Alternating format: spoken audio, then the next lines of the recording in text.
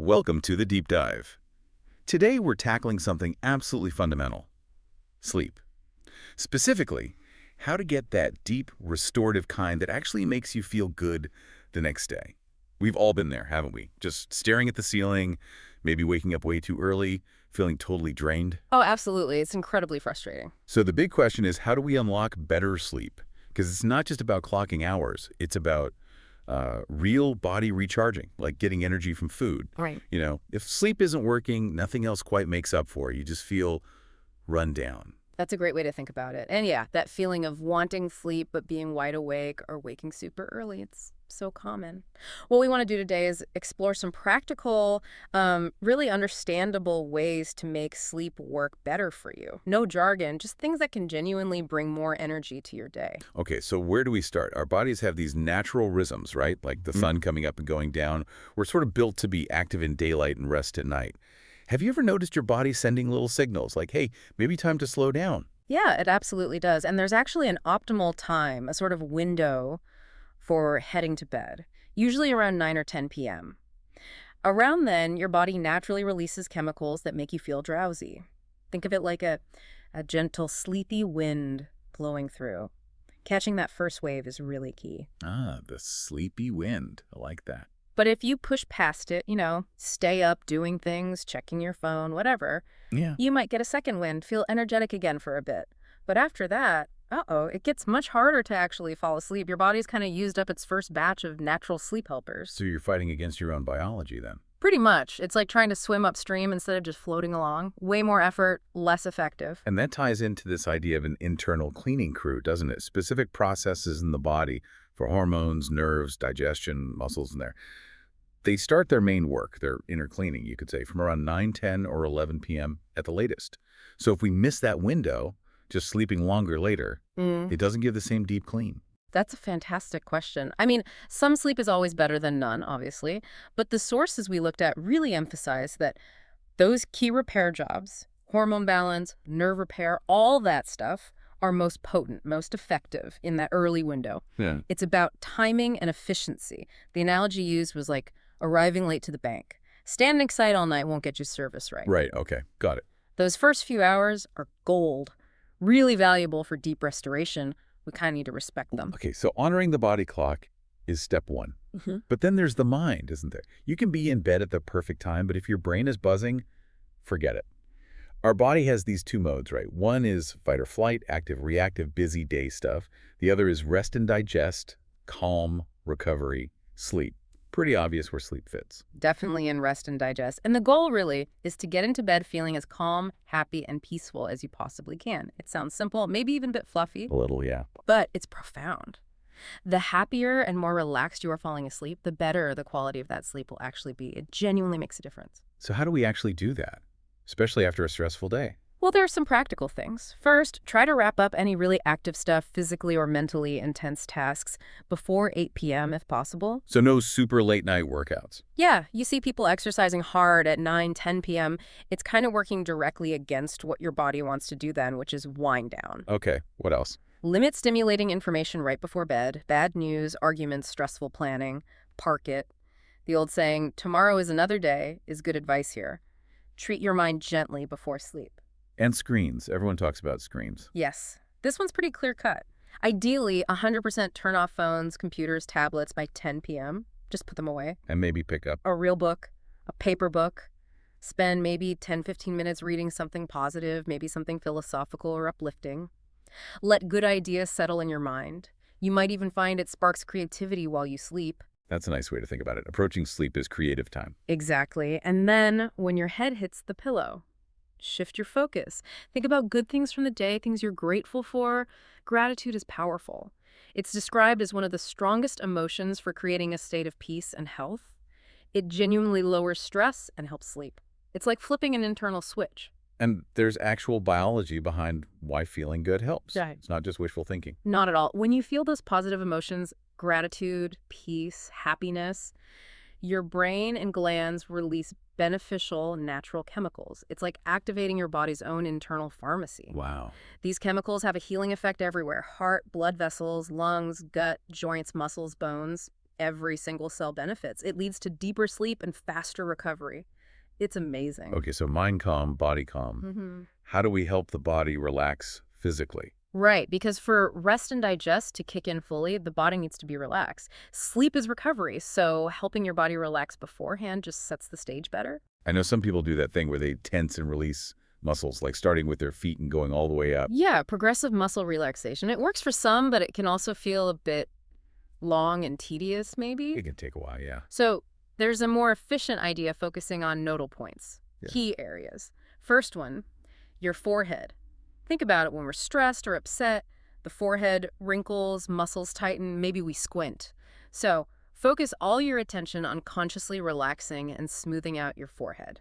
Just let it go completely slack. If your forehead is relaxed, your eyes won't tense up so much, your jaw won't clench.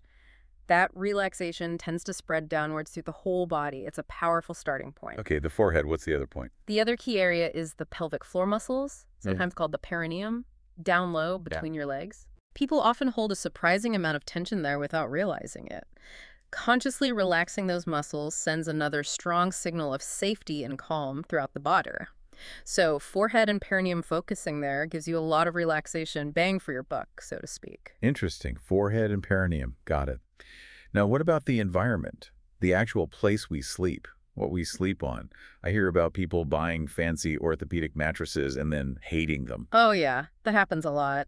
Be a bit wary of the word orthopedic when it comes to mattresses or pillows. It sounds good, sounds medical, but often it just means uncomfortable. Think about kids or animals. They instinctively know what's comfortable. A child will kick off stiff orthopedic shoes if they don't feel right. Trust your comfort. Comfort is the key, not necessarily a label. So what is comfortable these days? What's the thinking on mattresses? Well, the trend seems to be towards moderately soft, rather than rock hard. You want it to cushion you but still support you. Same for pillows, comfortable, soft enough that your neck stays relatively straight, not kinked up at a weird angle. A tense neck is bad news for sleep. Makes sense. And the room itself? Ventilation. Good airflow is crucial, and temperature, keep it cool.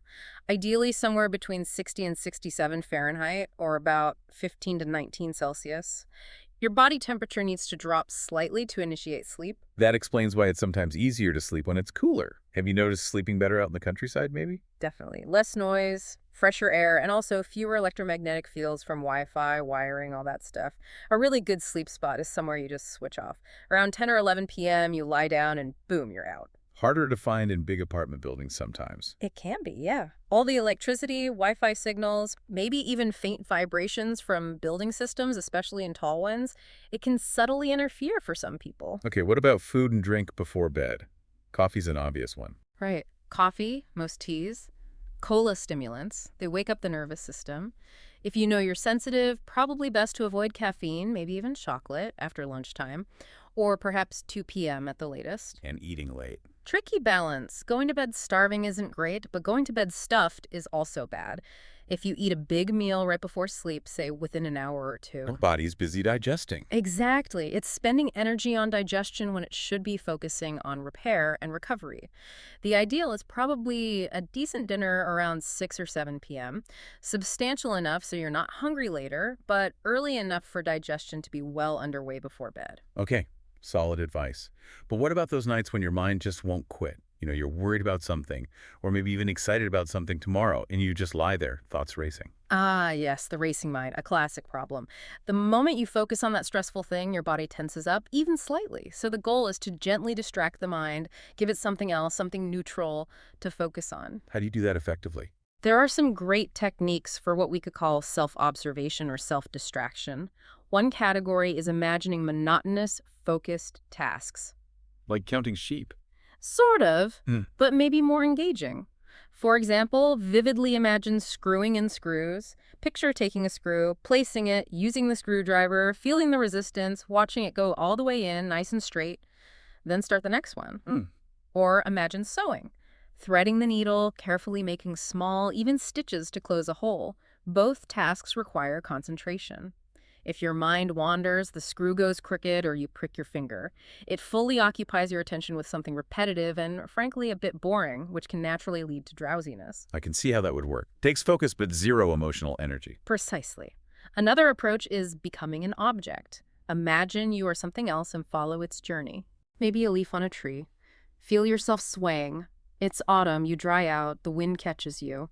You float over forests, mountains, land on a lake, make ripples, get blown across the water, maybe over a waterfall, tumbling down a stream. Or picture yourself as a tiny droplet of water in the ocean.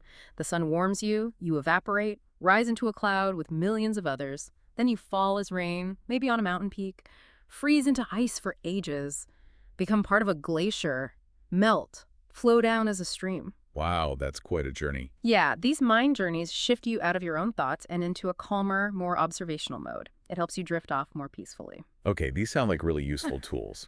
But what if you've tried everything? You've done the wind down, the room is perfect, you tried the mind tricks, and you're still wide awake. Any emergency measures? There are a couple of emergency techniques, yes. First one sounds a bit strange, maybe. Vigorously rub the big toe on each foot. Just rub your big toes? Yeah, rub them quite actively. The idea is it stimulates certain reflex points connected to relaxation and sleep. Keep rubbing until you feel some warmth or tingling. Some people find it surprisingly effective. Okay, toe rubbing. Worth a try. What's the second one? The second is a specific breathing exercise. Lie on your side, kind of curled up like you're already cozy. Take a really deep breath in, fill your chest, fill your belly, then hold your breath. And while you're holding it, gently suck your stomach in and push it out, in and out, repeatedly, like you're pumping it gently. Keep doing that until you really can't hold your breath any longer. Pumping your stomach while holding your breath. Yeah. Then, when you have to exhale, let it out with a big sigh of relief. As you exhale, just completely relax. Imagine all the tension flowing out of you. That internal pumping motion, it kind of changes the pressure slightly inside, maybe affects blood flow gently. It can have a surprisingly hypnotic effect. Huh. Interesting. It's quite powerful. If it doesn't work on one side after maybe 10, 15 minutes, roll over and try it on the other side. Sometimes sleepiness can just hit you quite suddenly after doing this. Wow. Okay, toe rubbing and breath holding pumping. Good emergency tools. It also makes me think about how much attitude matters. You mentioned that story of someone super joyful falling asleep in 2 breaths. Exactly. That Yeah. positive, happy state. It's not trivial. Think about the saying, sleeps like a baby. Why do babies often sleep so well? They're usually pretty present, not worrying about yesterday or tomorrow, often quite joyful. There's a connection. Definitely. And one final, maybe surprising helper, lavender oil. Ah, lavender, classic sleep aid. It is, but the quality really, really matters. You need good quality, pure essential oil. Yeah. Cheap stuff might not work or could even be irritating. Good lavender oil has that rich, complex, unmistakable scent. Like a real orange smells intensely of orange. Good deal. How do you use it best? Don't be too shy with good quality oil. You can put a few drops on your pillow or sheets, or carefully put a tiny, tiny dab on your skin, maybe just under your nose, so you're inhaling it directly. Always be careful with essential oils on skin. They're strong. Okay. Or, for a really direct hit, just hold the open bottle near your nose and inhale the aroma straight from the source for a few breaths. That concentration can be very effective, very calming, very quickly for some people. So much good stuff here. We've really covered a lot, from respecting your body's clock, calming the mind, relaxing the body physically, setting up the environment, those clever mind tricks. To the emergency toe rubs and breathing and even lavender. It's been a real deep dive. And the key takeaway, I think, is that good sleep isn't some kind of optional luxury. It's fundamental. It's essential for energy, for mood, for health, for enjoying your life. I really hope listeners try maybe just 1 or 2 of these ideas, see what difference it makes. Absolutely. So maybe the question for you listening is, what's one small change you could make tonight? Could you turn off your phone 15 minutes earlier? Pick up that book instead. Maybe just take a moment for gratitude when you lie down. Embracing that natural wisdom your body already has. It can make such a difference to how you feel tomorrow. Thank you so much for joining us on this deep dive into finding truly restful nights. Sleep well.